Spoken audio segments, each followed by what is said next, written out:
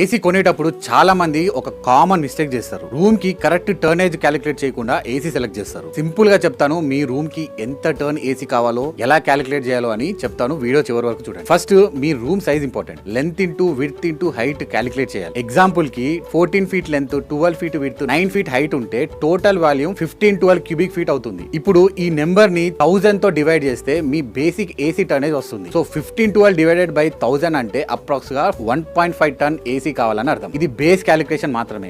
Next room condition బట్టి కొంచెం adjust చేయాలి. రూమ్ లో ఇద్దరు కన్నా ఎక్కువ ఉన్న టాప్ ఫ్లోర్ రూమ్ అయితే హీట్ ఎక్కువగా ఉంటుంది కాబట్టి ఎక్స్ట్రా 0.5 టన్ యాడ్ చేయాలి. సన్లైట్ డైరెక్ట్ గా పడితే ఇంకా కొంచెం కెపాసిటీ ఇంక్రీజ్ చేయడం బెటర్. సో సింపుల్ లాజిక్ ఏంటంటే ఏసీ టర్నేజ్ అనేది బ్రాండ్ మీద డిపెండ్ అవ్వదు, కరెక్ట్ క్యాలిక్యులేషన్ మీద డిపెండ్ అవుతుంది. కరెక్ట్ టర్నేజ్ సెలెక్ట్ చేస్తే better cooling, less current bill, long life AC. Next time AC కొనేటప్పుడు సైజ్ చూడండి, క్యాలిక్యులేషన్ చేసుకోండి, స్మార్ట్ గా డెసిషన్ తీసుకోండి, రెగ్యులర్ గా సర్వీస్ చేయించుకోండి.